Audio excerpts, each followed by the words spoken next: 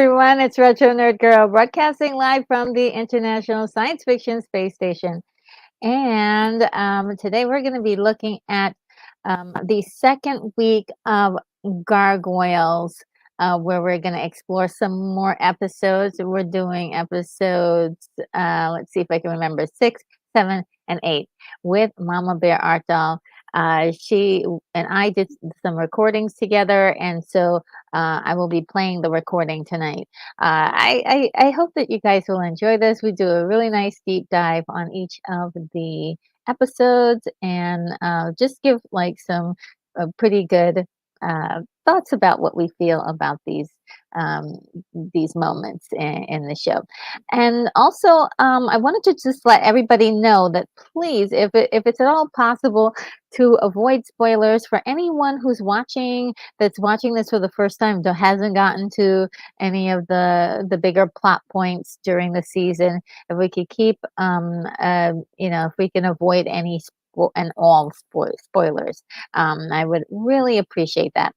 Just so that way everybody has a chance to enjoy the shock and the really awesome feelings that it feels when you see something for the first time. And this show definitely has a lot of those moments. A lot of those moments. And before we get into that, let's look at the comments to see what you guys are saying. I hope you guys also, can you guys hear me? I hope you guys can hear me. Okay. Let's see. The first one up, Revin to go, is Grumpy Old Ninja Kentaro Oe. Nice to see you, Grumpy Old Ninja. Man, wow. Yes, I'm not missing it this week. Oh my goodness.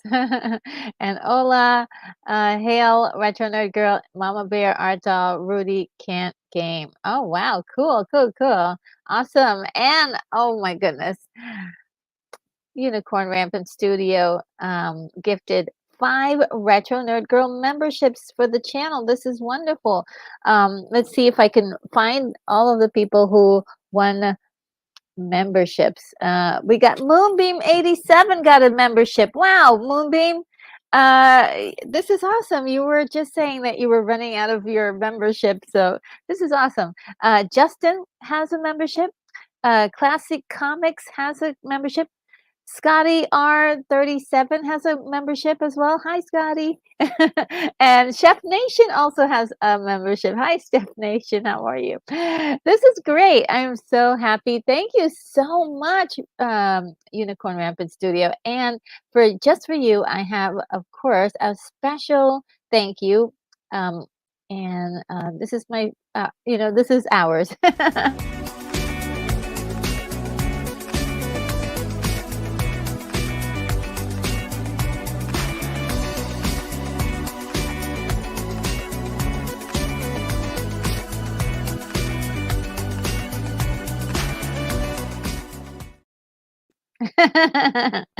I love that one. Oh gosh. So yes, thank you so very, very much for those gifted memberships, and for everyone who has been gifted a membership. That is a membership for a month, and which you can decide by the end of it if you would like to join. And I hope you do. I hope you do. And let's see. Unicorn says, big hugs, everyone. Camille and I are hitting the pillows. Thanks for the escort to Dreamland. Long live. A long drive home tomorrow. Sweet dreams. Oh my goodness. Sweet dreams to you as well. Yes. Yes. Oh my goodness. I hope you had a wonderful time visiting. And Unicorn Rampant Studio says, love the later stream. Yeah, you do. Okay. That's cool. I may do a few late streams then. I just wasn't sure how they were going to come about. Let's see. And Grumpy Old Ninja says is saying hello again and good night to Unicorn. And let's see. Oh, Mamabear Artdoll is here. Hello, Mamabear. Oh man. And I'm going to join you guys in the chat in a few minutes as I start to play this. And Mama Bear says, sounds great. Sound is great. Thank you so very much. And Grumpy says, you'll get no spoilers from me. Thank you. And says, I love Gargoyles. Wow, I'm so glad that we have some super fans here. Because, yeah, Gargoyles was, I'm learning about it now. The show was amazing. The show was amazing. Oh my goodness, and Luminara is here. Hello, how are you? Says hello. Uh, let's see. And Sin Havoc is here too. Says the sound is good. Awesome, guys. Thanks for letting me know. Um, and yes, and Grumpy Old Ninja says mic checks good here. Good, good, good, good. Yay! Oh man. Okay, so I'm gonna play the without further ado, I'm gonna play the recording that we did.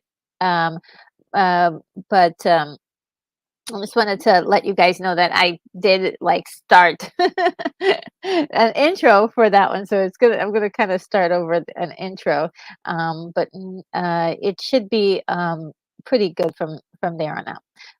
And Dan Candy just walked in the room. Oh, awesome to see you. All right, so I'm gonna play the the recording. Maybe I should put a banner to let people know that it's a recording. I'll do this. Um, yes, so that way people know it's a recording. But if anyone asks if it's a premiere, it's not a premiere because it is truly live. So let's see if I can get.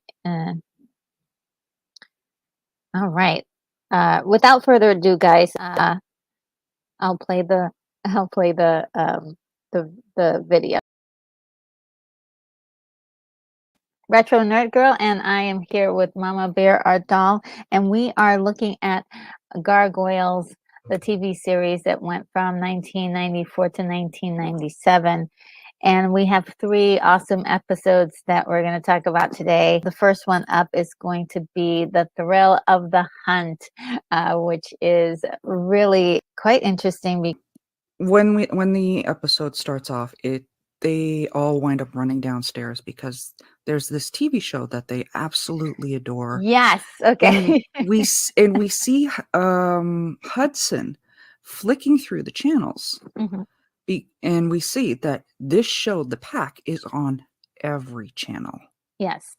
It's on every channel. They can't get away from it. It's Mhm. really kind of funny because I was like, huh, this doesn't seem right. Yeah, there There it we go. is. The Thrill of the Hunt. There we Yeah, there they are. are. The Pack. Of course, the pack consists of, in order going, I can never tell if it's right or left. We have Wolf, the tall older gentleman. Mm-hmm. Dingo, which Yes. he had a notable name, and I cannot remember who voice acts him. Of course, we have Fox in the center, Yeah. and Hyena and Jackal. They are brother and sister. Okay. So, and that is something we do learn. hmm Yeah, they do sort of have the same aesthetic. Mhm. And so that's it. And their names are, jackals and hyenas. They're kind of in the same family. Yeah, that is an interesting group of people. They I are love. superstars. They are. This is very reminiscent of, like, at the time in the 90s we had Yes. God, what was it? American Warrior or something like that. hmm I know that's not the right name. It was some sort of. I know exactly what you're talking You know about. what It I'm was talking about. yeah, it was like gladiators, kind of. American Gladiators, Yes, thank you. there you go. Yes, and it's very reminiscent of that. Yeah. But being that the gargoyles are so far out of time, hmm they think this is legit. hmm And in this show, they're fighting ninjas every week, and they're warriors just like us. Yeah. And in the show, in the episode that they wind up watching at the beginning of this one, they mention that there's going to be a rare live appearance at Madison Square Gardens. Yes. Yes. Yes. Yes. So of course the boys wind up going to see it, the 3 Yeah. boys. Yeah. I call them the boys too. They're so They cute they are together. basically they are basically teenagers, Yeah. and we do that becomes very evident as it progresses. Yeah. Where Goliath is very much the father figure, and Hudson's like the Hudson is, granddaddy. yeah, the grandfather, the wise elder. And what Bronx is it Bronx that's the guard Himagabu. dog. Yeah, so cute. And it's just so cute. That well, they have like a little family, Mhm. which is really sweet. The boys in particular, I just love their energy. I just love how they're like they see these guys and they're like they see and to almost quote Mhm. Lexington, he says kindred spirits. And Yeah. I was like, yeah, yeah, yeah, you're right. They're under this pretense that they are good guys, and they truly are uh, this kind of group of like mercenaries almost because except for them being on stage, they really enjoy action. And so especially the character of Wolf is really seems to take a liking to. Let's see if I can find. He seems to really want to get in there and do some intense fighting, and he loves the action of it. And they see a picture of Goliath, and they're like, "Who is this?" Yeah, they were yeah, Wolf was complaining that he wanted more action, Hmm. and that's when Fox mentions, "Well, we got this anonymous letter in with these pictures of Goliath," and he's all for it, like, Yeah, finally, that this is a challenge.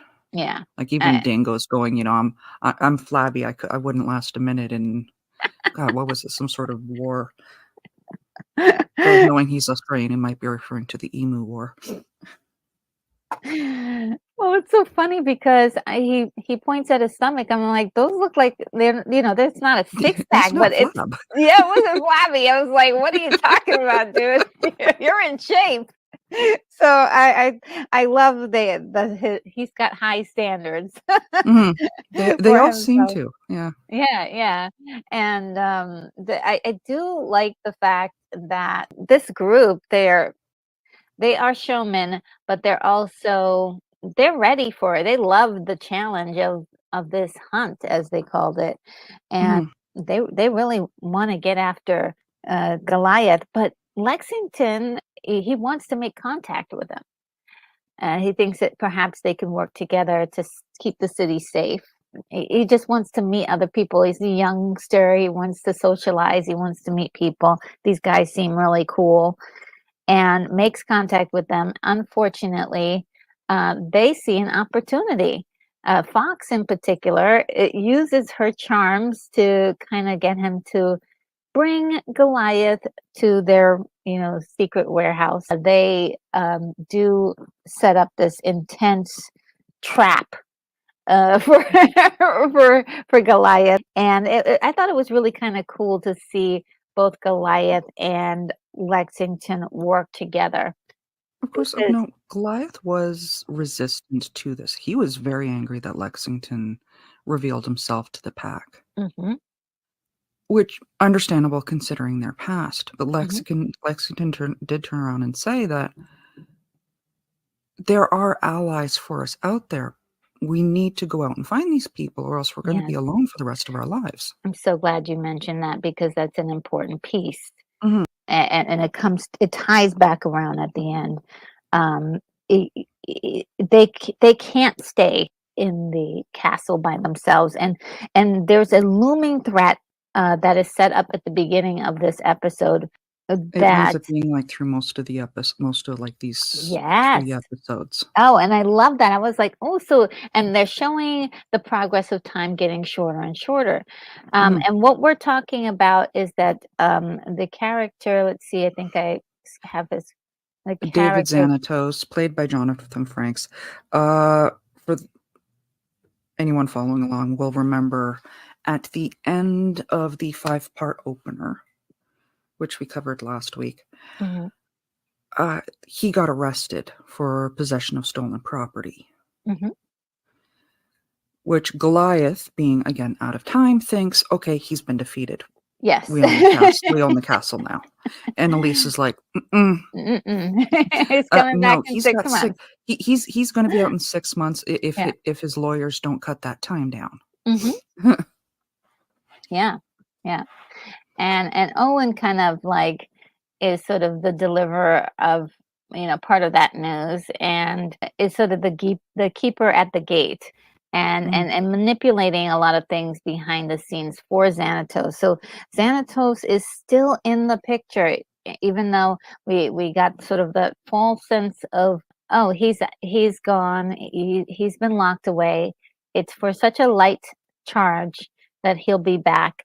And I love that. I love that because a lot of stories don't let you know that characters can come back after being put in jail. Like you don't see them for maybe a season or two. They don't mention them for anymore. But this particular show did its due diligence to say, hey, look, he's looming in the background. Yeah, Xanatos is the main foe in this entire series. Mm-hmm. So it is good that they keep reminding you. Yeah. I guess I'm not sure if reminding is quite the right word, but they do keep him still active in the background. Exactly. Yeah. Though why we're mentioning this, we will get to in a bit. Yeah. And this is so good because you get the sense of dread that he is still out there. This is excellent writing because like I was saying before, if you forget about this character and then he comes back all of a sudden somewhere along the lines, you just don't you can't get that, like, okay, we knew he was working on something, and you don't get that brewing sense of dread. How long is this period of calm gonna last, right? So I just love that. Just to let everybody know, I haven't seen anything past episode 8, so I'm still like learning about this and loving it. So so the big thing, they go through this entire series of action and it's wonderful. Sometimes they get the upper hand. The pack gets the upper hand, and sometimes Goliath and Lexington gets the upper hand. And then finally, one of my favorite scenes is when they get to that rooftop and it's full of stone gargoyles and they're in their playground, It's great. Fox even turns around and says, it's like a needle in a haystack. Yeah. It's wonderful. And one of the guys, I believe it's Jackal, like says, "Forget about this, I'm out of here." Yeah, this isn't in my contract. Yeah, and I was like, no way. And I probably would have done the same too, but he gets a little bit of a comeuppance. I think the thing that really does the group in is Fox's behavior. I believe as a means to get out of a situation, she grabs a model and has her at gunpoint to stop Goliath from, basically tearing them apart. Yeah, just keep And them at distance, and because they wind up falling through a yeah, roof where there's this modeling session, model photography session. Yeah, she grabs one of the yeah, girls and holding with her pum. yeah, and the photographer is taking pictures of all of this, and it eventually gets out that these guys they're not the good guys they pretend to be. They have a very lovely ruse that's going on even within the episode. There's a scene where there's a family who sees the gargoyles and they say, oh yeah, these are the new bad guys sent by the ninjas. And ninjas, and I was like, wow, that was actually clever. In that scene, you can even tell that they really don't care about their fans, because when they see these two kids, they're so excited to say to them, Jack the Hyena's like, great, our adoring public. Yeah. It's like I think they just really like the privileges of fame and of course the money that they're getting from their contract, obviously. But they're not. This is more of a function for them. But Mhm. I guess maybe we'll learn more about them personally later on. But I think and they, with the short amount of time that was given for this episode, they really did, fulfill them. They rounded them out enough. They're under contract. You know that they don't love what they're doing. You know that they're secretly jerks. It's You just. you hit the nail on the head when you said mercenaries. Mhm. Like, very much so. They're more interested in they're just as interested in the fight as they are the money. Mhm. The reward, huh? Mhm. Yeah, and so I think I can't wait for to see what other things happen with this particular group of people. They are truly fascinated. So they've been locked up because of this situation. They were arrested. One thing at the end of this episode that I really enjoyed was, let's see if I can get a nice. Do I have a picture of the two of them? There's a moment where That was when they earlier were in this, arguing. yeah, they were arguing two different um, ideas. One is we should get out there and meet people, and the other is like stay away from humans. They're dangerous. We don't know what's out there, or we don't know what to trust. There's a lot of fear behind reaching out to people. And by the end, they kind of come to this understanding. Goliath says, let me see if I can get it. Oh, one of the, well, before we get to that, one Hudson says something very poignant, which I think is very interesting. As they were explaining to the rest of the gargoyles what happened, Hudson says, maybe we shouldn't believe everything we see on television. I was like, yeah, Mhm. that's a big lesson. And imagine, I know that they're talking to kids in a strange way. That's actually a great lesson to learn. Like, you can't believe This everything you see on TV. this is why I wanted to lump these 3 together, because they all have very similar real world life Ooh, lessons. yes. They do touch on real world subject matters, and I did love that, and also I did love the arc for Goliath, who says, you know what, yes, Yeah, because at the end, he, Lexington is feeling angry, feeling jaded because he got played by oh the yeah, deck, yeah, oh yeah, they did, and he's like, "I'm never gonna trust anyone ever again." yeah. And Goliath is like, well, you know what? You had good instincts to go out there and try to meet other people. We shouldn't just, be by ourselves. We should seek others. And I thought that was, and Mhm. like I said, I don't know what's going to happen, but it sort of lets you know, like, okay, the gargoyles are starting to understand the fear that's out there, but also, um, they're also understanding that they have to at some point try to connect with humans that may be allies that could help them, um, and maybe there are other people like them out, or creatures like them that out there that they could reach out to, Mhm. but staying in the castle, it may not be the best answer to survive this new world.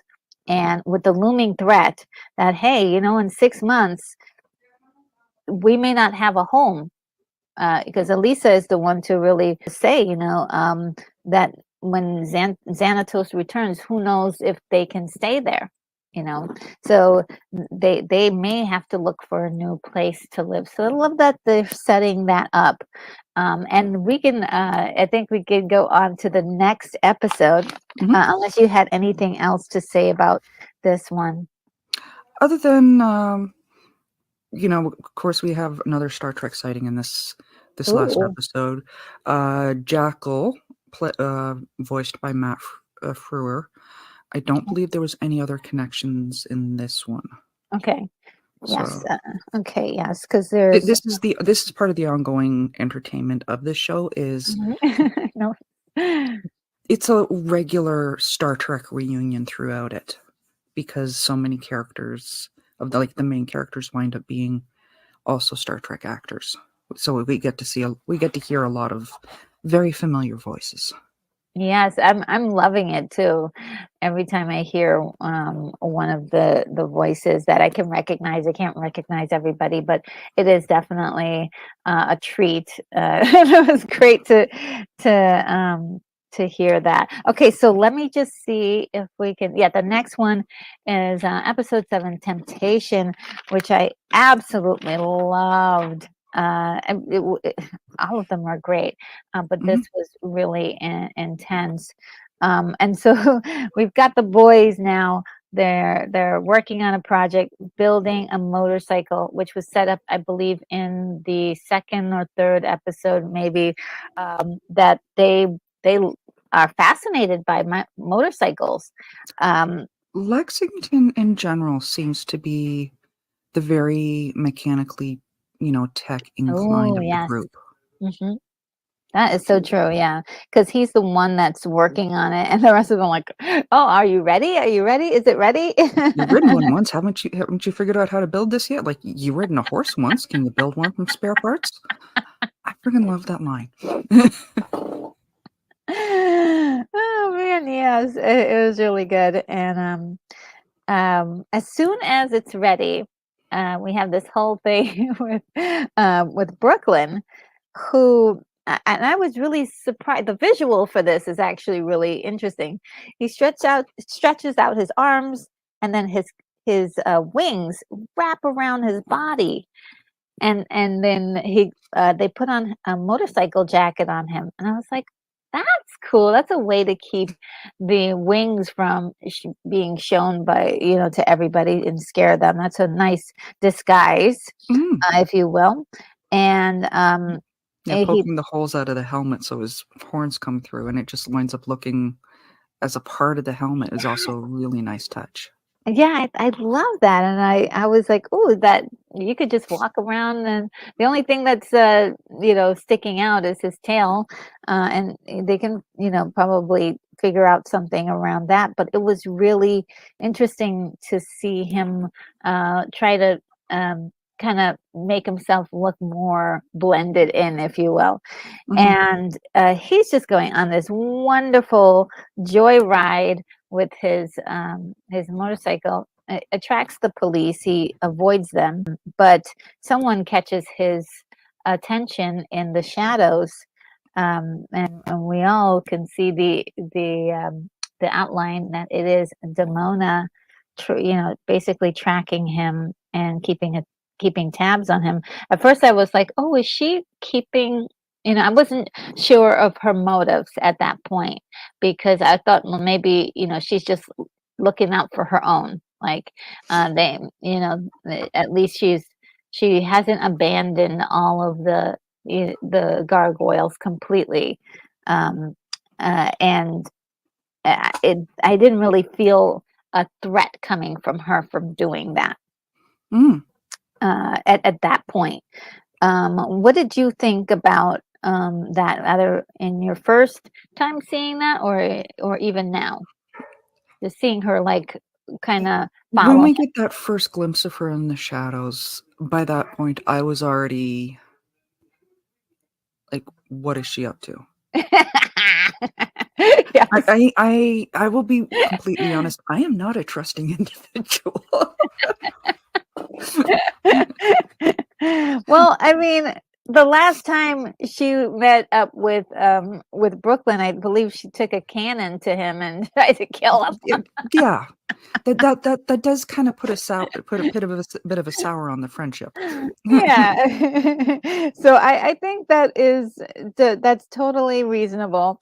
I was trying to figure out where she was coming from, if she had cooled off a little bit, or what was going on with her. But yeah, she basically tails him, and in Brooklyn's effort to kind of fit in, he finds this biker group, and he's like, "Oh, cool, kindred spirits," Yeah, and tries to ride with hang them. out with them, and they were like, nah, And no, initially they were nah, like, you bruh." know what, that's a cool hog. Where'd you get it? Oh, my friends and I made it. Yeah, Like sweet. yeah, And it's all going great until he takes off his helmet. yes, And and they then they're like, realized that, monster. Like, yeah, you didn't notice the tail or the fact his helmet was moving? yeah, he does That's have not a beak. normal looking. Yeah, he does have a beak, and it's kind of, he of all the gargoyles, you probably say he's the one that definitely has the least ability to look human. But I did appreciate his attempt to kind of blend in and everything. But um, it, humans are just afraid, and of course, when they're afraid, they attack, and Hmm. they gang up on him several different ways until finally a One of them pulls demonia, out a pew pew. yeah, and she's, of course, She saves typical, him from getting shot. So yeah, yeah. So she saves his life. Unfortunately, the bike explodes, and so it's gone. But Demona is, holds him aside and is able to start talking to him. mhm. Uh, but he is definitely untrusting of her. But she has magical words, or special words that she Yeah. says to him to manipulate him into believing that maybe she's got good intentions. But she's still talking about humanity's being the scourge of the planet, and her wanting And to destroy them all. and that was something important because this is where we start seeing that she wasn't upfront with them when they reunited in Manhattan. Mhm. Because in the process of trying to convince him, she mentions, I've had centuries Yes. of experience with the humans. And he's like, I thought you were asleep. Mhm. And she's like, it's a long story, which of course we're going to learn about, um, I think next week. Oh, okay, Soon. cool. So we are going to learn about this. Okay. Yeah, she has secrets, and she knows a lot that she is not revealing. And one of the things that she tells him to do is to get the Grimorum Acronorma, Grimorum Arcanorum. Acronorma, Acronorm, and it's an old book that has spells.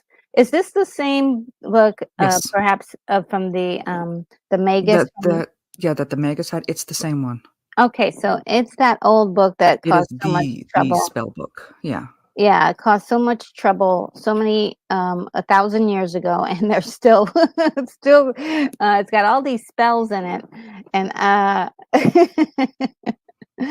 have a comment about the book later on. But she claims that there's a spell in the book that will help Goliath see the truth, or And uh, that's what she did. So he can see the truth about humanity, yes, because she shows Brooklyn the entire, like, she takes him around New yes. York, and if you're gonna find bad stuff about people, they're in the right city. I say this as I say this as someone who lives in a city that's really not that different from it. Hmm. But, so she shows him, like, a domestic fight, Hmm. someone having been shot, I think a mugging as well.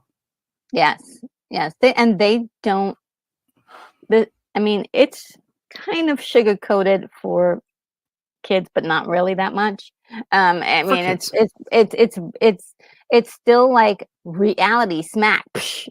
Like this isn't, Mhm. a fake New York City. I mean, it's fake, but there is a small shadow of reality. Like, yes, this is what happens for a lot of criminals. I mean, there are some people who are innocently accused of things, but for people who are really skilled at manipulating the system, they're usually out in no time, and it's And just shows annoying. the ugliness that Yeah, happens. yeah, yeah.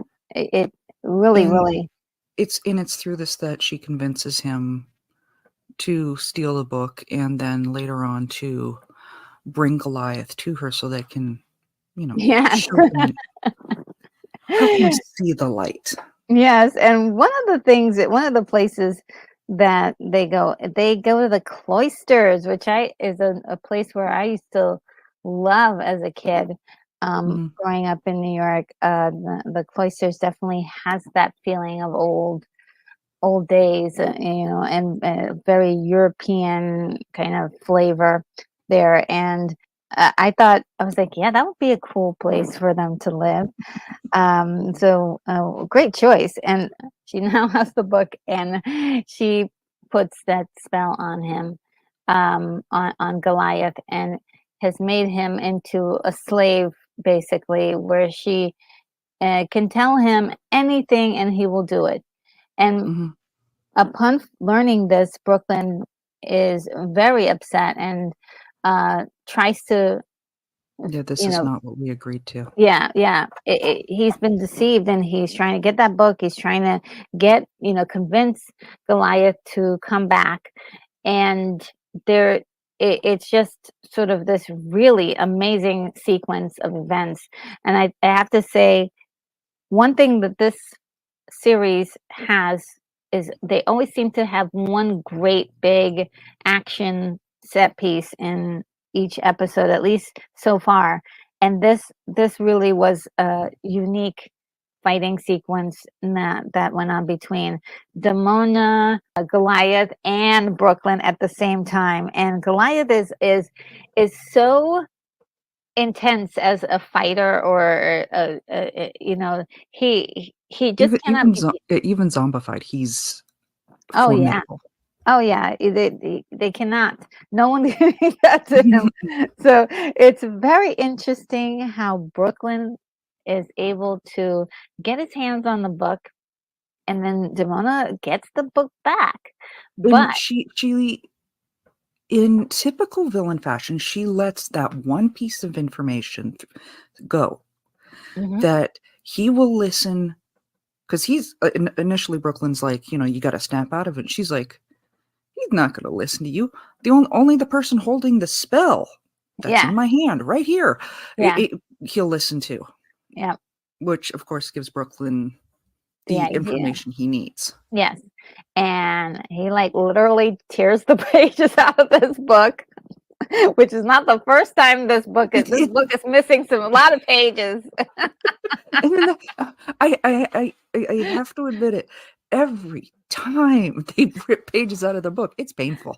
Oh yeah, me too. I love books, and I love historic items, and so Yeah, breaks my heart every time. Like, but that book must be in have I so many pages ripped out I of it I by under now.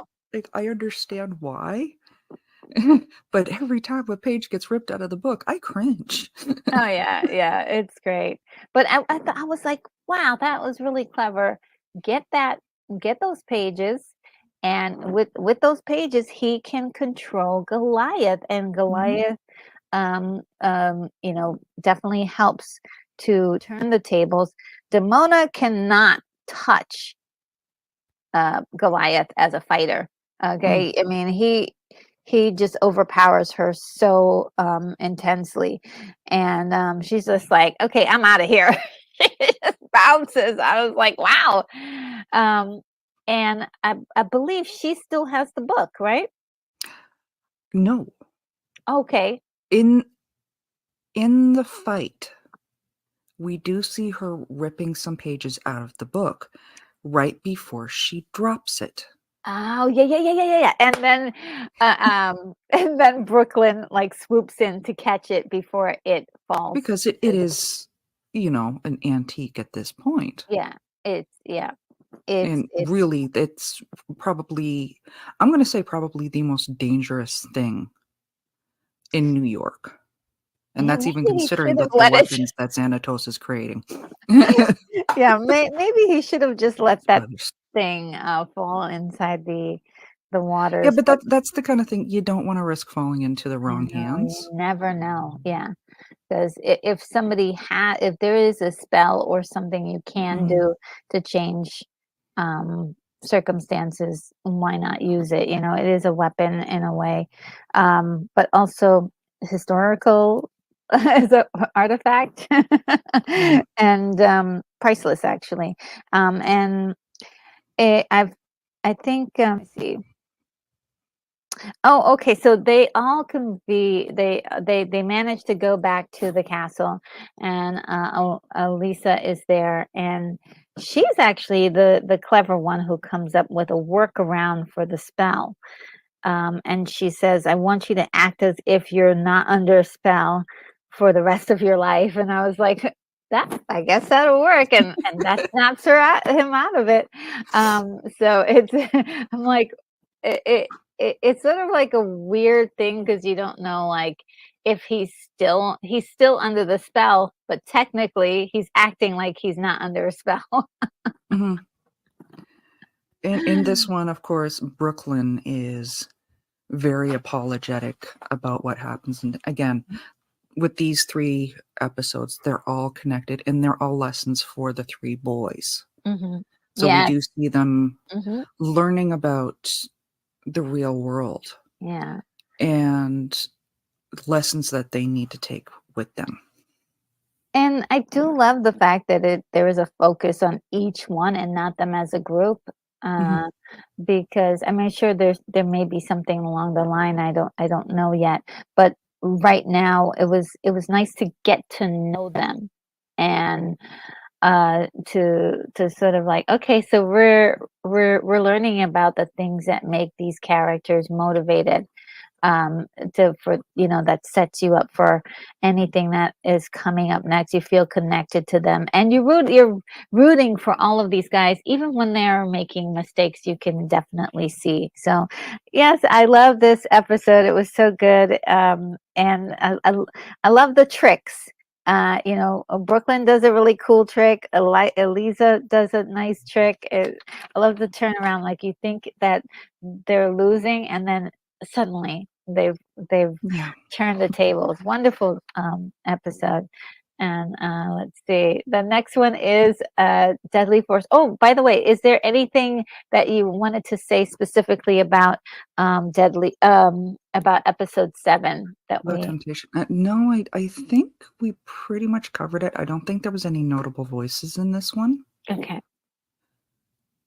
Um, the only thing is, yeah, set it aside, set the knowledge aside, but do keep in mind she did steal pages from the book. Okay, and so that And that is I'm going to so come into glad. play later on. Okay, so I'm so glad you said that because I Mhm. did not catch that when I on my first viewing. It's subtle, Mhm, and it's one of those things that unless you're watching it with like closed captioning mhm. or you're watching fast, it can be easily missed. Okay. Yeah. So yes, thank you for that. Mhm. We're okay. Now we're going to season 1, episode 8, Deadly Force, and I love this episode so very much. But I heard that this episode was banned. Uh, it did air originally. Hmm. I don't know if it's been banned in other countries. And the picture she's showing is exactly why it was a controversial episode, Hmm. Yes. because it comes with a very heavy-handed message. Oh yeah. Yes. Like Very heavy-handed. they are not playing around at this one. And I think right around the time of this one was when they had the O.J. Simpson trial as well. Oh, wow. Yeah. Okay. Like, at this point, there was a big movement in, like, we saw it a lot on TV where there was always some sort of conversation about gun safety and Yes. They, messages that could be played nowadays. I'm just saying. yeah, they could, there it could be played today. Um, this is Broadway that we're looking at here. There is a movie that everybody loves, and the boys are loving this movie, but especially Broadway. It is called Showdown, and it is a Western with a sort of Clint Eastwood character doing a lot of the things that he I did from I um, thought you would love that because it was like right out of like old Western Hollywood. Yes, yes. I mean, they even had the same outfit that Clint Eastwood had in The Good, the Bad, and the Ugly, and it's just like, okay, we're doing a reference. It was wonderful, and this movie somehow has gotten into Broadway's kind of deeper consciousness. He really loves it, and so everyone, the other boys have stopped enjoying it as much, and he is still going to the movies to see this. As soon as they wake up, you know, He doesn't even say anything. Broadway's like, I was like, even wow, I guess they don't talk to each other anymore. and even Hudson's going, it must be a good movie. He left without breakfast. Yes, he was just gone, and I'm so glad you mentioned that because he did not even say anything. He did not. Hmm. He just left, and I was like, "Wow, what's going on here?" And but they do explain it very well in the story, and at the same time, there is a robbery going on with some lasers, particle beam guns that are stolen from Xanatos's collection of guns, and the prime suspect is a character by the name of Dracon, Hmm. who is a thief, but he's also really rich and powerful. So I'm trying to figure out. I guess he's made the money off of selling arms Yeah. on the black market, and so he's very rich. He's very powerful, and Elisa is completely on it. She knows that it's him, and she's on the case. I think, The entire police force knows it's him, yeah, but in a very mirroring bit to say like Batman Begins, everyone knew that God, what was the gangster's name in that one? oh, I don't remember.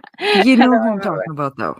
Uh-huh. In a very mirroring to the to Batman Begins, the guy's standing there going, "I could attack you right now, and you can't do anything about it."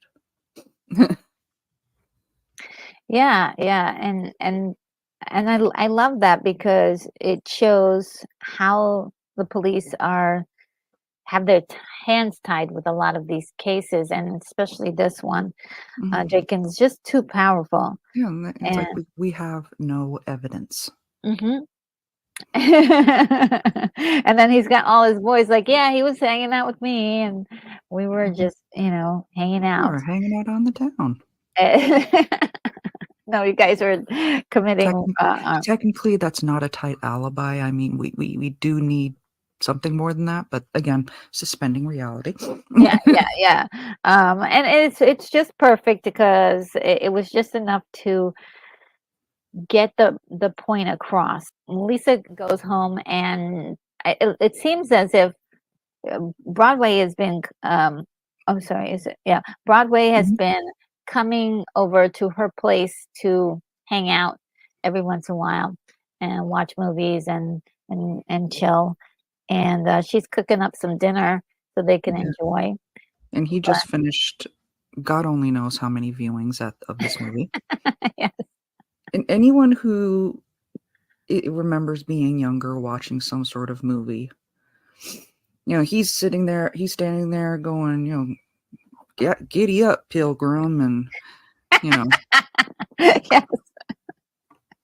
He's when she really comes, loving yeah, he's he's thinking, full on acting it out. I mean, as yeah, anyone who was younger and in love with a stylized movie has done. yes.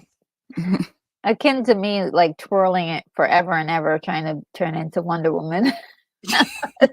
I think every Wonder Woman fan tried that at one point. And you get so dizzy, you just fall on the couch. You're Mhm. just like, oh my God.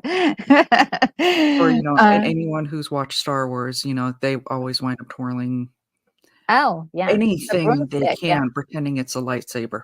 Yeah. Yeah. I remember getting an umbrella Mhm. and doing, choo, choo, choo. I was an expert when I was 11. Oh, And so, yeah, how old do you think this character in human years would be? Like I 15 or something I like that? that's roughly where I'd put the 3 of them, Yeah. because we get the idea that they all came from the same Litter, maybe? rook? I don't Yeah. know. Oh, yeah, No, that's right, the rookery, yeah.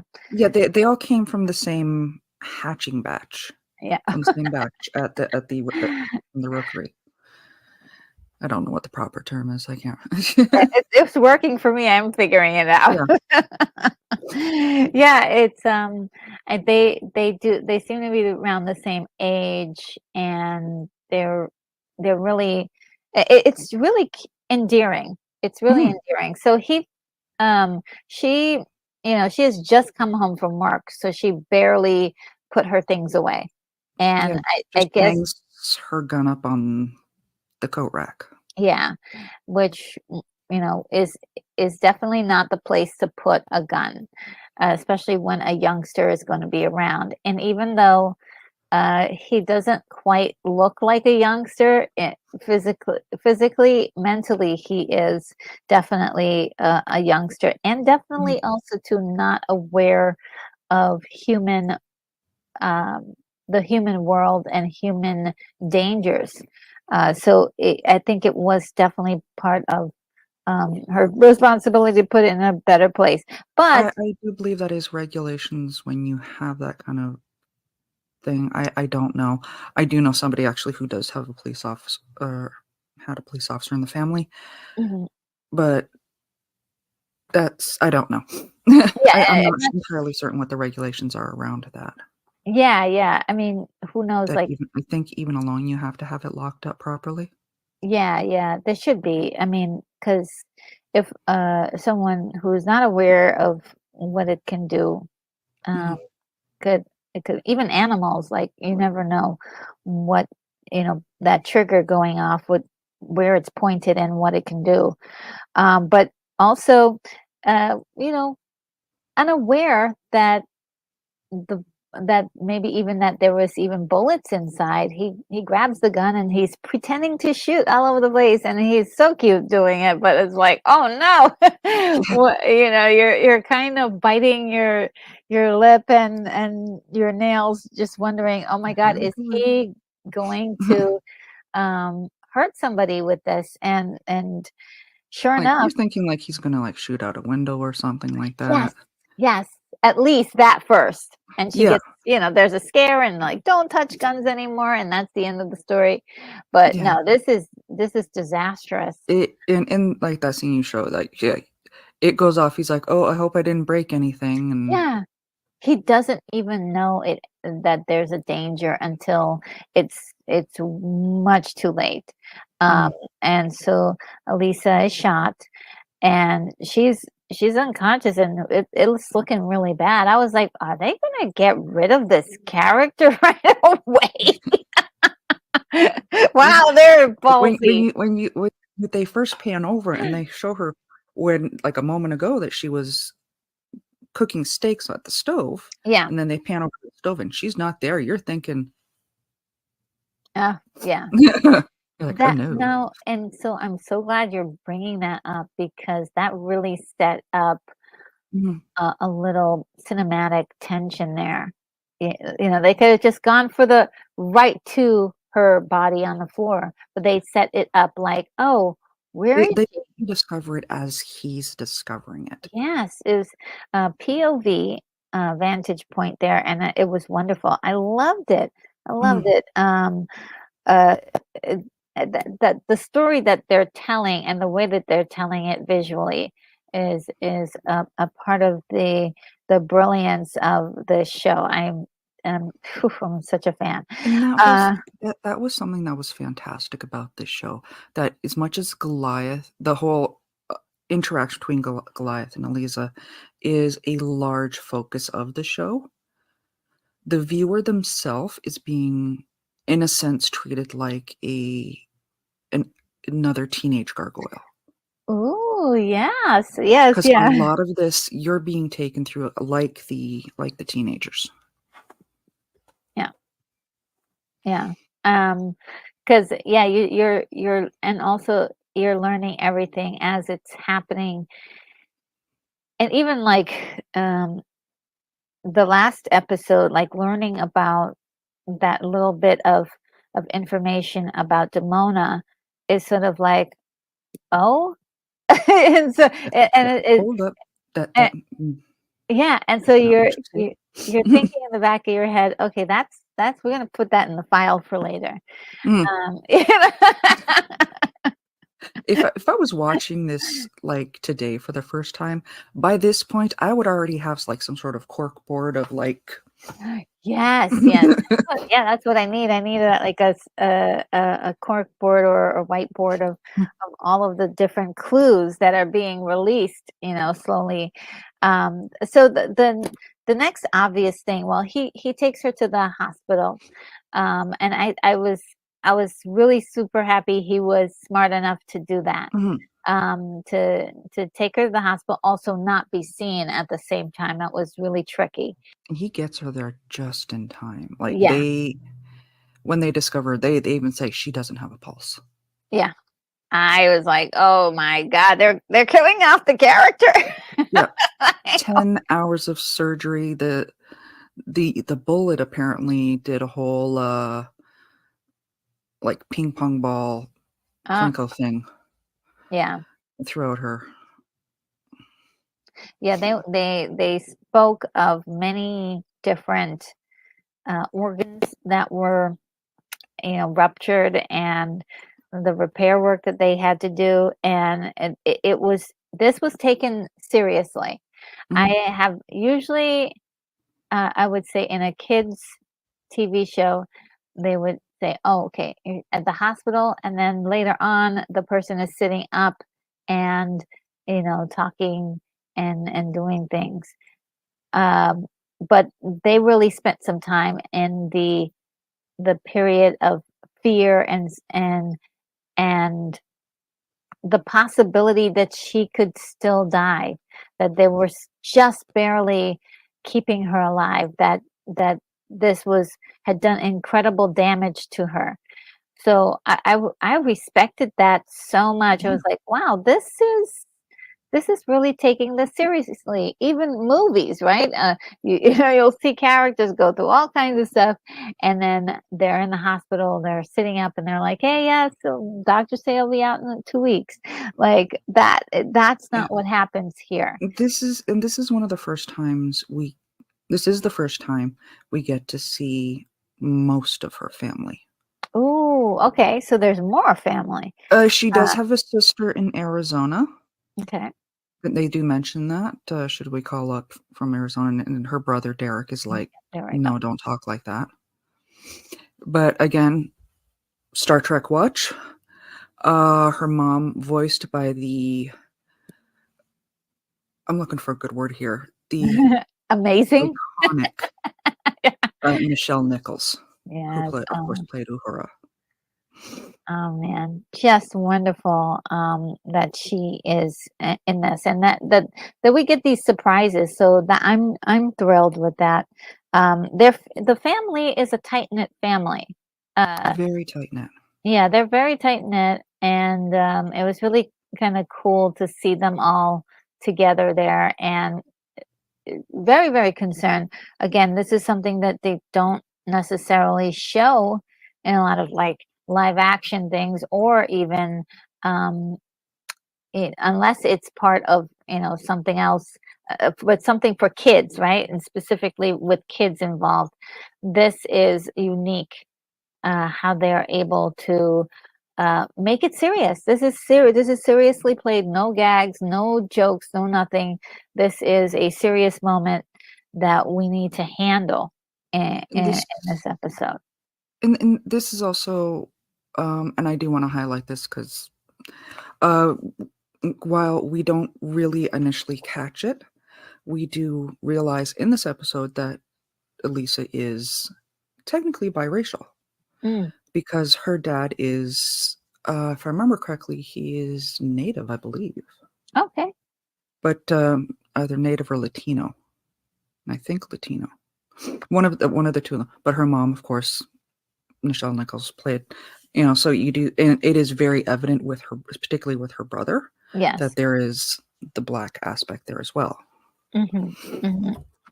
Yes, and I thought that was really cool that the family is like a um, international or interracial. Interracial, And, and this is it for the '90s. This was something not seen very often. mhm, yeah, So for something to be done like this to be done in a Disney cartoon, I definitely want to applaud this for, yeah. especially for a time where this wasn't really talked about.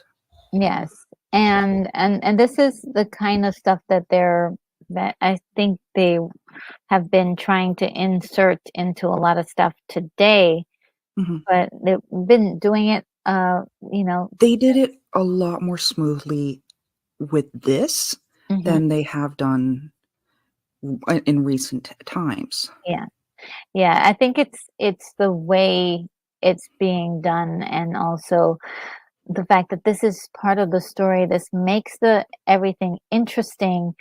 It makes the story interesting. It makes Elisa interesting, but it's not giving you her entire Mhm, backstory right now.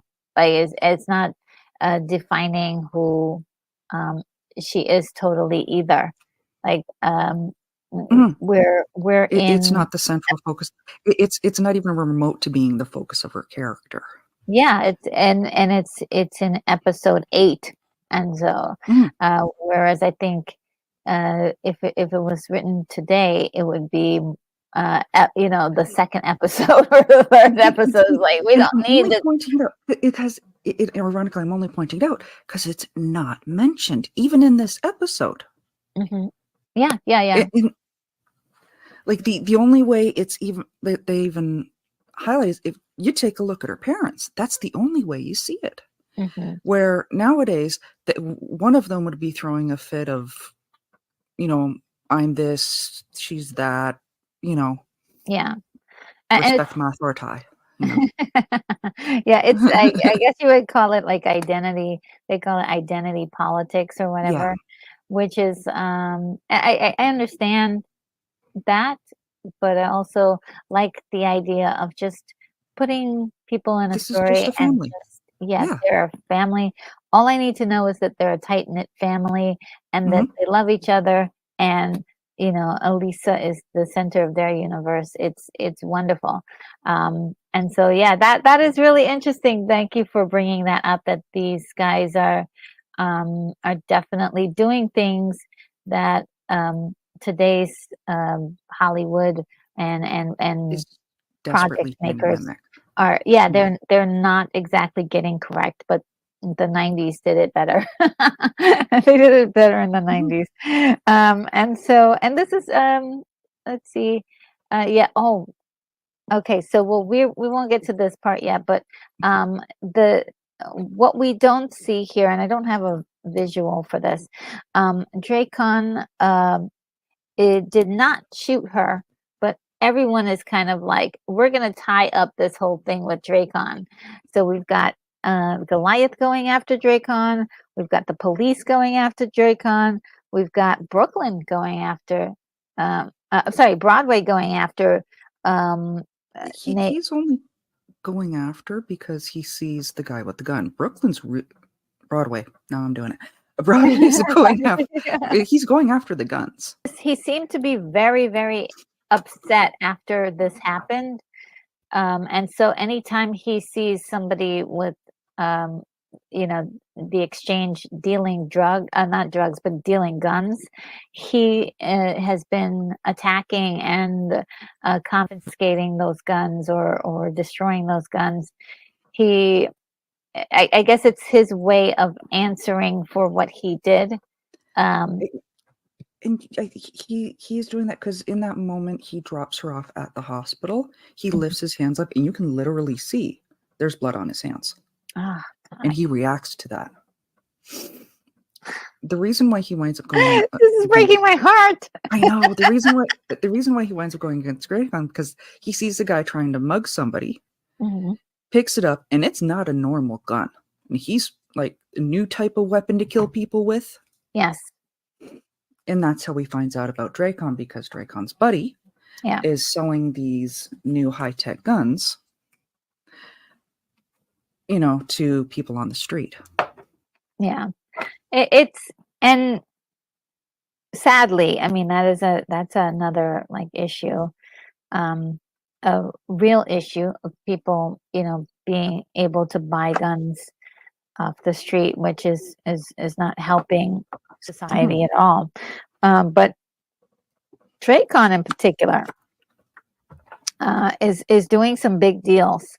Yeah. And he's got one big deal that kind of catches the attention of Goliath and Broadway. So Broadway and Goliath finally meet up, and they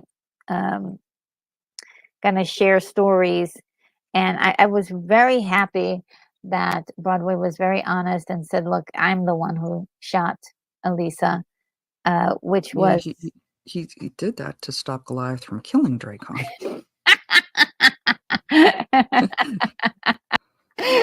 Goliath is not to be trifled with, but he's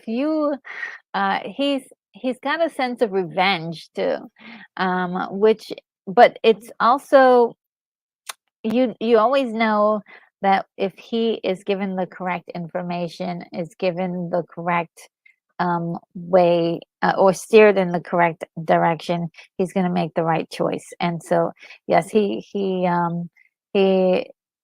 those words do affect him. But I was very happy that he finally. I think he was about to tell him initially, and he was like, "No more talk. Let's go get these guys." He was like, "Okay," they find out that Owen is behind this big. He's the big buyer. The big buyer to get the guns back for Xanatos. And is it Goliath or is it Broadway? Goliath is the one that, first of all, ties them up using steel beams. I was like, yeah. Oh, see, he's strong enough to do that. Yeah, we learn a lot from these last two, right? Because going back to the Thrill of the Hunt, I didn't realize that he was able to tear through steel. I was like, those walls, they did not hold him, and so it was like, wow, he's incredibly strong. I don't think we mentioned that, Thrill of the Hunt, we wind up learning that Xanatos is not only the one that put the pack together. That's right. Yes. Okay. But he sent them the gargoyle photos so he could use them to test out Goliath's limits. Yes. And I think he was testing them out too, because to see how far they would go. And it was just it was such a nice, satisfying ending there to see him, that he was still plotting and doing, what he does best, behind, even while he was in, behind bars. He was still manipulating things. He was still pulling the strings, and that was great. Sorry Now, about that. okay, good. So yeah, they destroy the guns that they find with Dracon, and Yeah, he once, melts the guns. It's yeah, takes one gun, melts all of them, yeah. and then breaks the one remaining gun from what was on the table. We learned that there are 37 weapons missing. Oh, I can't remember whether I'm pretty sure that comes into play later, but I can't remember when. And of course, when he snaps the one, Dracon's like, "What are you doing?" Making sure they ping you to the weapons. yeah. And so of course, Owen is like freaking out a little bit because he's like, ah, gosh. But yeah, they're gone, and you said Xanatos that, was not going to be pleased. Well, you can take it yeah. up with me then. That was great. And so you said, and I didn't catch this. You said that there's 37 of those guns out there. 37 of various weapons from that shipment missing. Okay. And they do specifically say that. Oh, Owen specifically says that. okay. So they're out there somewhere. We'll probably find out about them. Ah, I love that. I love that. I mean, I'm going to put together that cork board for sure.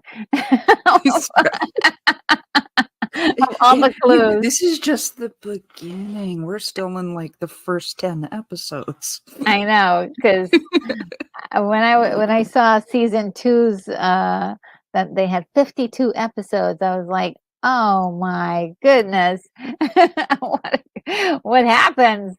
So we can't wait for that. But the ending of this is very sweet. It actually had me in tears. Goliath comes into the room to find Elisa, and Coming out of it. yeah, she's kind of like still drowsy, but he puts his hand on her head and says, "Sleep now, you're safe." And I was like, "Oh my God!" It's so They wrap sweet. up the episode with, of Yeah. course, Brooklyn, Broadway, Gargoyle, wrong name counter, number like 10. Broadway apologizes to her and she's like, I didn't put it away. There was mistakes on both Yes, sides. yes, yes. And And of so course they wrap up with this scene right here where they're doing watch over her. I love that. I was like, these are my boys, okay? They're just so sweet. They're gonna make sure that she's okay, and they want to be there when she, they want to be there when they wake up to make sure that she's okay. I thought that was wonderful. They didn't go home and wait there. They just stood by her side, which is sort of returning the favor in a way for when she was at Goliath's side that one time when they were in Central Park. And I just really thought that they're building this really incredible relationship between Elisa and Goliath that is super, super touching and sweet. I mean, he cares so much for her, and he seems to know exactly what to say. And the fact that they tied up that moment with Broadway, as far as like it's part of it is your fault, but part of it is my fault. Like they did not focus in on stay away from guns, but also to that adults should be responsible for Yeah. making sure those guns are in safe places. The gun owners should be careful about these weapons. They're not of course, in the wrong hands, or if like a cat steps on your gun and accidentally pulls the trigger, where is it pointed? Where Yeah. it could be, hit the wall, or it could hit a person and hurt people. So this is really a great episode, and I'm actually really, really happy that they made an episode so intense and did not shy away from it. Like they didn't back down from the idea. They just said, Mhm. "Hey, look, we've got to do this," and I love it. I love it. I love it. And I was mentioning before that this was an episode that had gotten banned, and I don't know the full history of it, but it was enough to shock one of the places where it was aired, and so It it is a powerful story. yes, yes. And like we have said a number of times, and it is not light on that message. Mm-mm, mm-mm. These last three episodes, I think for sure, but this one was oof, really hits home, and of course, like as it closes, also has that emotional tie-in that I don't think like going forward, I would feel the same closeness as I think has now developed between Elisa and the Gargoyles. Like before, she was an ally. Now she's family. Mhm. You know, so I think you need this episode in order to you know, develop how these characters are linked together now forever. uh yeah, yeah. Oh, I love it. I love it. This is why I kept saying that we needed to do this, because this show is phenomenal. And honestly, I really think more people should, even today, should be rewatching it if they've watched it before. Yes, yes, and we do know that there is a remake. I'm not sure if it's going to be is it going to be a movie or a I TV am series, not a live sure. action.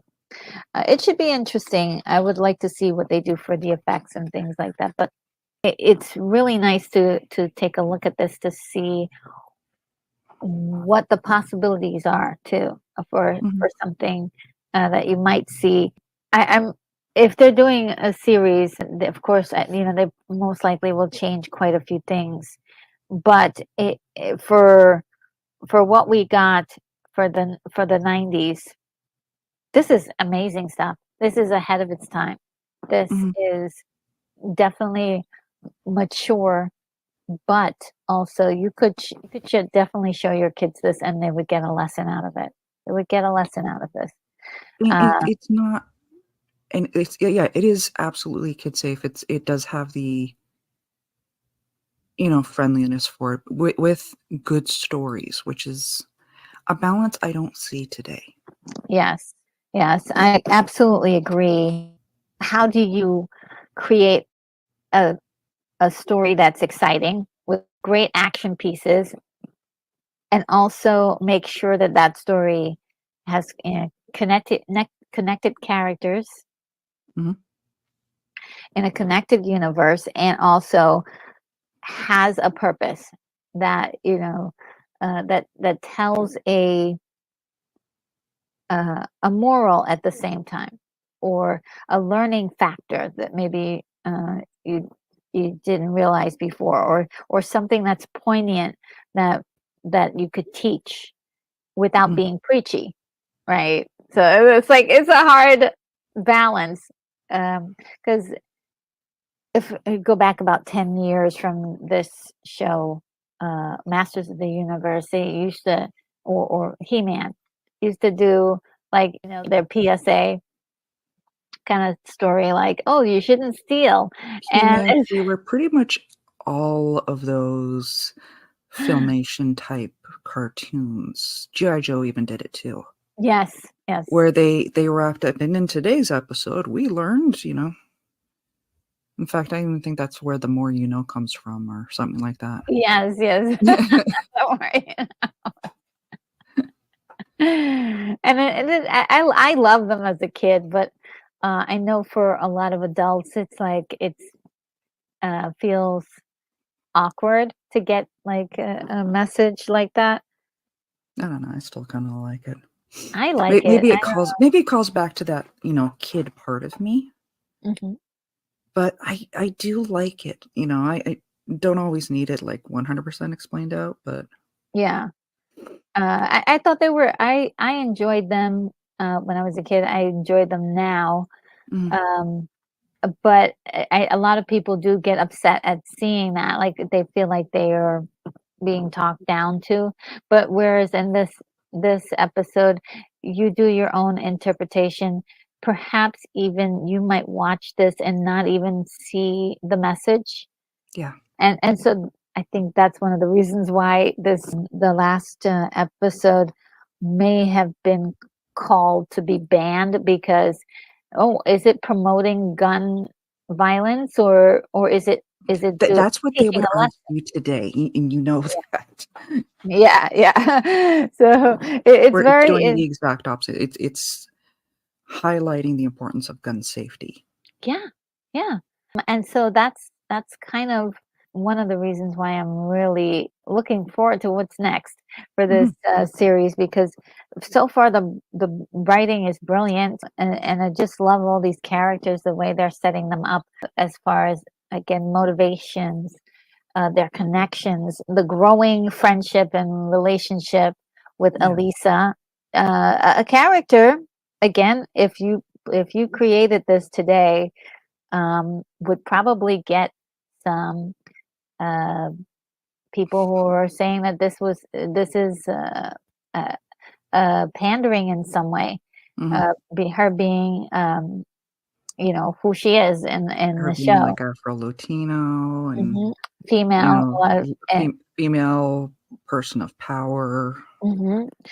Um, but and sort of, but at the same time, like yes, this is her making a mistake. Mhm. She made a mistake. She's not a Mary Sue because she makes mistakes, even though like it. She also is learning along with everybody else. Like, okay, yes, we have to make some corrections because I am dealing with a youngster here that needs guidance, and I should have been more responsible. I think that's how you get even closer to characters is sort of building them up like that. Like, let's face it, like that one episode where she's like defeating all of the all of those soldiers, and I was like, wow, she's like a regular James Bond. Mhm. And I noticed her then, and I thought she was great, but I actually like her more now because she's displayed um some growth even from being a person who you may have considered perfect Yeah. before. So yeah, I love that uh, for this character, and she's starting to shine a little bit more. Um, and I hope soon we get like a Goliath a Goliath episode because we're missing a Goliath, even though he's been featured in all of this. I want like something centered around my boy Goliath. I have I a mini crush on him now. I think I'm not sure if there's going to be a Goliath-centered episode Hmm. anytime soon, but yes, the next couple episodes do take a different turn, Okay. Ooh. story-wise, where it's not so this is real world lessons. Okay. And that's as close of a spoiler as I'm going to give you guys for this week. Okay. So we'll have to watch the next grouping of uh, episodes. Mhm. And The next so, one is Macbeth.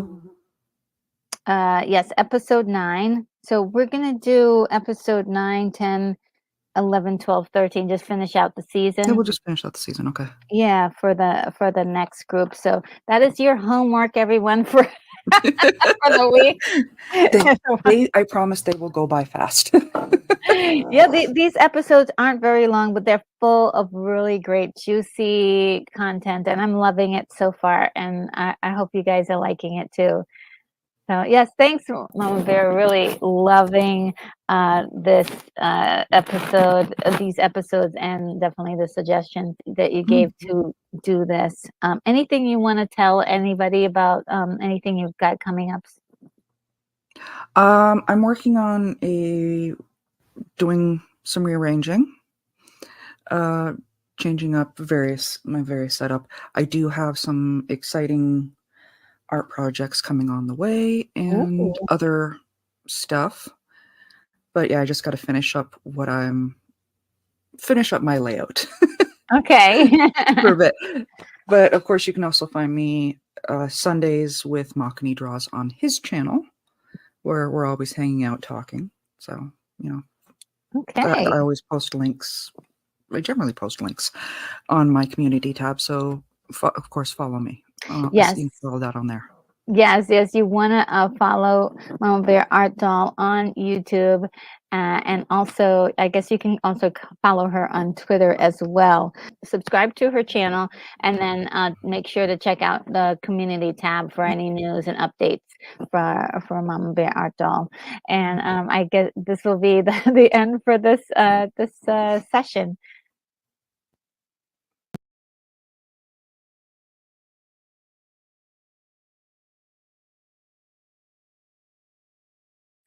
All right, guys.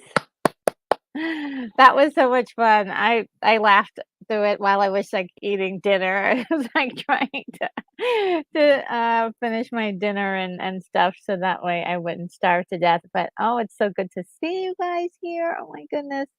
Thank you everyone for that have come by. Thanks Mamabear for being in the chat and talking us through a lot of the stuff too as well. And Grumpy Old Ninja, you are just amazing. Thank you for being with us from the very beginning to the end. Definitely love all your comments in the chat. Let's see. I'm gonna see if I can get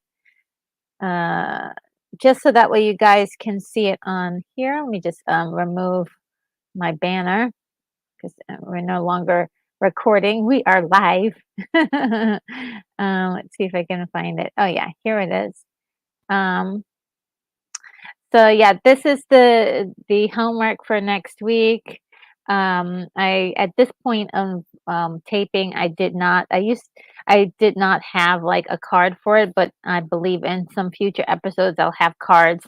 They'll actually show you like the homework in all of its glory. But yeah, these are the episodes and the names of the episodes. As we were going through a lot of these, we discovered that sometimes, depending on where you're looking um, at the episodes, they can change the names and the numbers around. So that's why I have it kind of out.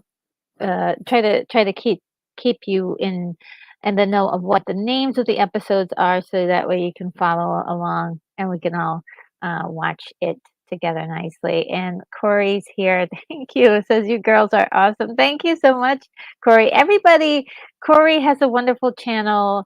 Corey is a comedian, lots of funny jokes that are going on his channel. But also, guys, if you have a YouTube channel, every Sunday he has sort of a powwow for us YouTube people. And when he talks about stuff on YouTube, and every once in a while he has a person that he highlights. So go on ahead and head over to his channel. And if you're a YouTuber, head over there also, because it's kind of nice to have some camaraderie with this whole YouTube stuff. And let's see. Just wanted to say hello to Koj. Hello, Koj. Great to stop that you able to stop in. Hope you can catch the beginning part as we went into full detail about all of the episodes that we're featuring tonight. So they're really good. And let's see. Oh, you mentioned Monster High. Never. Um. Uh. Monster High. Oh, okay. I never knew about that. Um. And Mama Bear loves Monster High. Now I know that they had a TV show. I never did see the TV show. I know the Playline though. I never did get the Playline stuff, but I do know about them. Let's see. And Grumpy says, I have to say, I finally gave the that a chance, and I was not disappointed. Oh, you mean Monster High? Okay, yeah. I you guys are. How did you guys get into to Monster High? Okay. All right. Let me. Wow, wow, wow, wow. And let's see what else is going on. And Koji says that dolls are well done. Their Sally and Jack Skellington double doll set is nice. I saw that. I saw that one. I was like, do I want to get that one?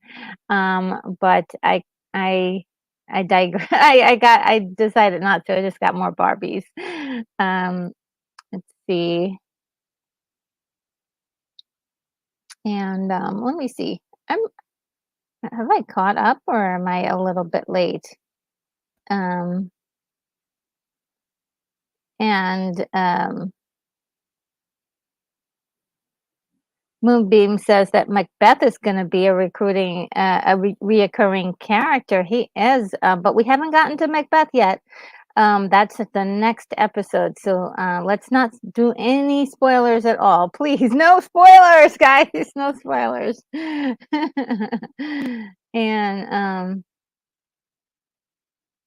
And let's see.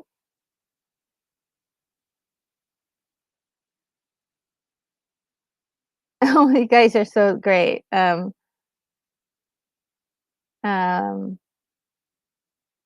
okay, yeah. I guess yep, we're all set. We're all set.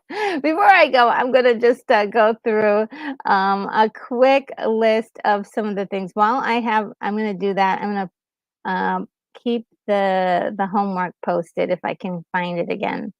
Where is that homework? There it is.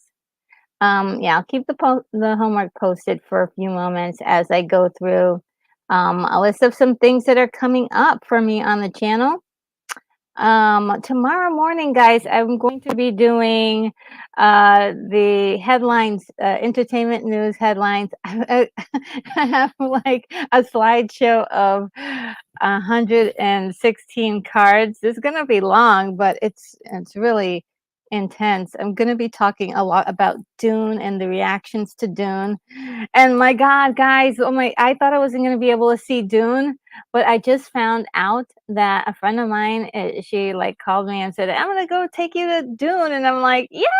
So I'm going to see Dune, and this is really awesome because I don't get to go to see many movies, and so finally, she knows how much I love Dune, and she's gonna take me to go see Dune. That's awesome. What else? So we're gonna talk about reactions as well as get ourselves ready for the big one. Oscars are coming up, so I won't be talking about predictions this week, but next week we're definitely going to talk about predictions for Oscars because I do have some this year. And then of course, Saturday we're going to be doing watch party. I'm going to be doing Total Recall, guys, 1990. Just one of those awesome movies that I love. This is like on my favorites list for sure. I do love myself some Total Recall. So I can't wait to see this with you guys. And that's gonna do it for today. And we've got all the Gargoyles stuff for next week. I hope to see you guys next week. I hope you guys can do the homework. If you can't, don't worry, you can follow along with us.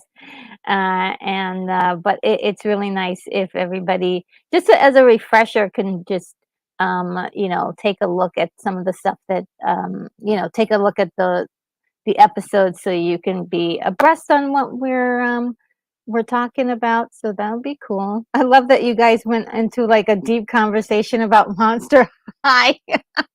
And the dolls too. I was that's really cool. And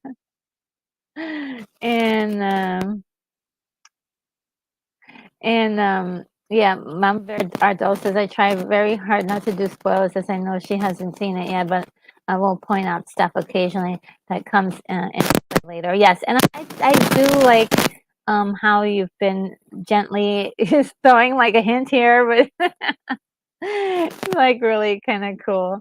Um, and spoilers are sometimes a lot of fun, but there's nothing like really getting that first time viewing surprise. That big surprise at the beginning. And um, Mama Bear says, "I'll fill you in on Saturday." Yes, we'll talk on Saturday. And Cody says the Monster High show is pretty brilliant. Even the nods to Addams Family and other classics in it. Even Tarantino. Oh, cool, cool. Um, and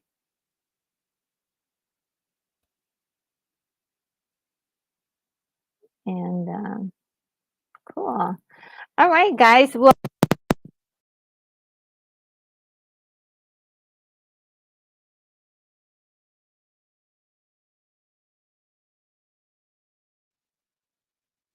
Yeah, I've been having mic problems and I have to like sort that out, but we'll get there. Maybe I need a new mic probably.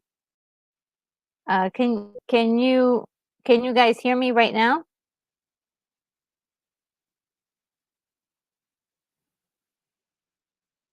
Okay, good, good. Yeah, yeah. My mic. I have to probably get a new mic. I'm gonna do some tests over the next couple of days to see if I can. One of my mics will work better. Okay, great, great, great. Well, okay, guys, I will see you. Hopefully, I'll see some of you tomorrow. But if not, I will see you the next time you're able to join me. And I will. Without further ado, I bid you adieu, and I will see you in the next one. Take care, guys.